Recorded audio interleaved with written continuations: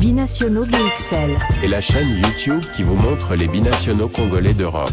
Les binationaux de Belgique, France, Allemagne, Grande-Bretagne, etc.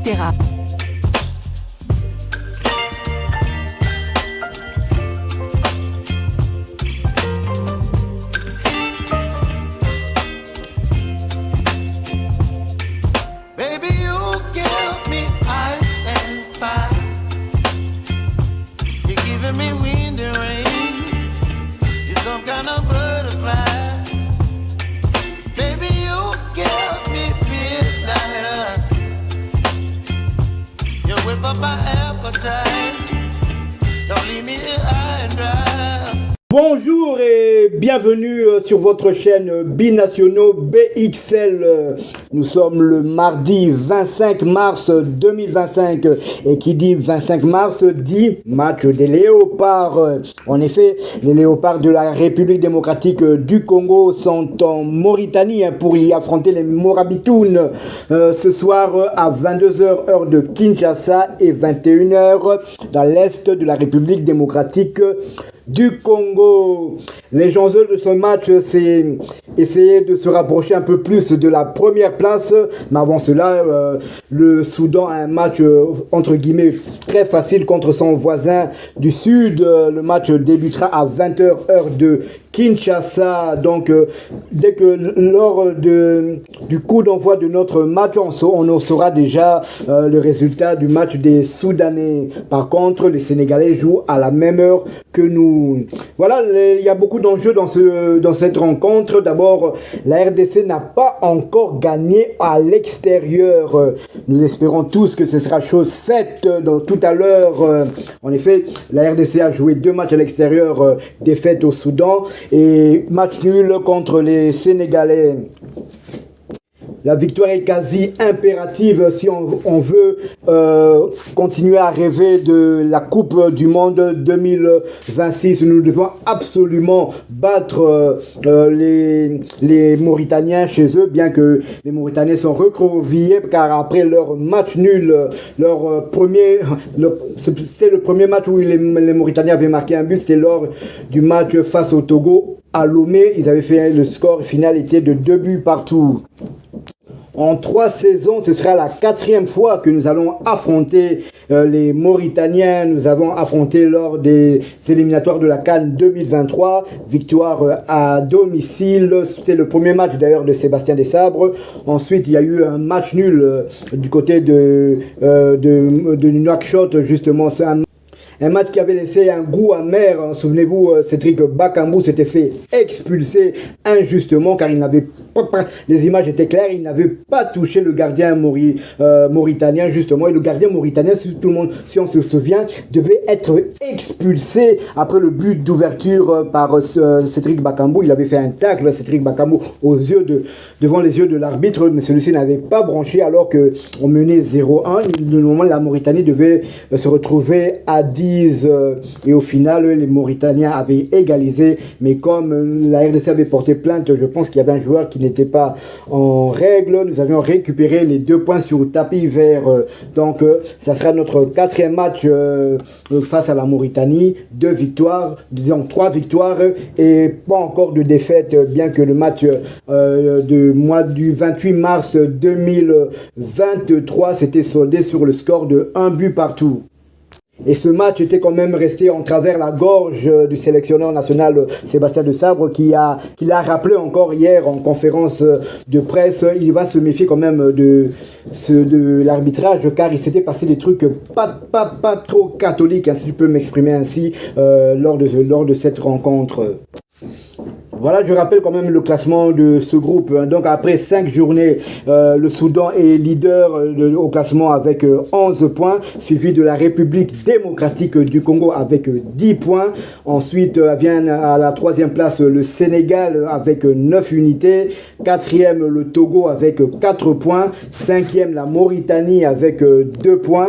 Et ferme la marche le Soudan du Sud qui compte aussi également 2 points. Mais ils ont un mauvais goal average par rapport aux Mauritaniens. La bonne nouvelle aussi est que Sébastien Desabre pourra compter sur tout son effectif. On avait un peu eu peur pour Théo Bongonda qui était sorti sur blessure. À la fin du match, on a vu aussi Rocky Bouchiri Boité qui jouait plus qu'à sur une jambe. Sur une jambe, il y a Arthur Maswaku aussi qui a eu quelques problèmes. Mais comme l'a dit Sébastien Desabre hier en conférence de presse, tous ces joueurs sont fit, donc il pourra tous les aligner. Va-t-il garder le même système qu'il avait mis en place face au Soudan du Sud? Question mark, et on en saura dans quelques heures. Donc, va-t-il reconduire la même équipe? On le saura tout à l'heure. Bon, je rappelle que lors de ce match face au Soudan du Sud, Sébastien Desabre avait aligné l'équipe suivante. Donc au goal, nous avions Dimitri Berthaud, une défense à 3 avec Chancel Mbemba, Rocky Bouchiri et Dylan Batubisika, 2 pistons, Arthur Maswaku et Silas Katompa, et au milieu de terrain il y avait le binôme Charles Piquel et Moutou Sami, et ainsi que Théo Bongonda. Et en attaque on avait Yohan Wissa et Simon Banza. Donc je suppose qu'il va quand même faire tourner son effectif. On se souvient d'ailleurs lors des matchs des éliminatoires de la CAN 2025, Arthur Maswaku jouait souvent un match sur 2. Donc je suppose que vu qu'il était quand même assez émoussé à la fin du match contre le Soudan du Sud, je verrais bien Joris Kayembe débuter la rencontre. Je changerai aussi peut-être Rocky Bouchiri. Rocky Bouchiri, je mettrai peut-être à la place Enoch Inongabaka, parce que je trouve que Rocky Bouchiri et Dylan Batubisika, ce sont 2 défenseurs qui ont le même style. Donc ce sont des joueurs forts au duel, mais un peu lents. Donc pour ne pas avoir 2 joueurs assez lents dans l'axe de la défense, moi j'opterais quand même à la place de Rocky Bouchiri ou bien de Dylan Batubisika, je mettrais quand même Enoch et Inongabaka. Et au milieu de terrain, je remplacerai Charles Piquel par Edo Kayembe, qu'il avait très très bien remplacé face au Soudan du Sud, ou bien je lancerai Ngalael Moukawe devant. À la place de Simon Banza, je commencerai peut-être avec Cédric Bakambu, car la Mauritanie, vu qu'elle joue quand même chez elle, on suppose qu'elle va quand même attaquer, donc il y aura quand même des boulevards, et vous savez tous que Cédric Bakambu excelle avec ses demandes de balles en profondeur, espérant qu'il y ait quand même des joueurs qui puissent lui donner certains caviars pour qu'il finisse le travail et qu'il nous marque le but, pourquoi pas le but de la victoire. Voilà, on croise des doigts, on espère tous une victoire, on espère qu'on se réveillera non pas avec la gueule de bois, mais avec un sourire très large. Là, on aura, nos chances de qualification seront toujours à 100%. On pouvait dire à quelques heures de la rencontre opposant la Mauritanie à la République démocratique du Congo.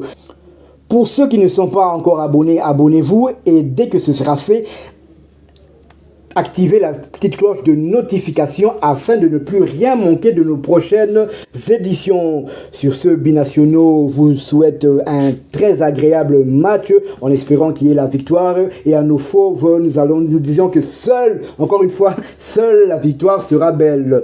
Il ne faut plus tergiverser, nous avons déjà assez perdu des points comme cela à l'extérieur. Il est temps que la République démocratique du Congo continue sa marche en avant, et en gagnant à l'extérieur, on l'a fait, c'est vrai, on l'a fait lors des éliminatoires de la CAN 2025. Il est temps qu'on le fasse aussi pour les éliminatoires de la Coupe du Monde. Bien comme je l'ai dit, nous avons encore 3 matchs à l'extérieur, à savoir la Mauritanie, le Togo et le Soudan du Sud. Avec tout le respect que j'ai pour ces équipes, ce ne sont pas des foudres de guerre. Sur ce, bon match, et Binationaux BXL vous dit au revoir. Binationaux BXL. Et la chaîne YouTube qui vous montre les binationaux congolais d'Europe. Les binationaux de Belgique, France, Allemagne, Grande-Bretagne, etc.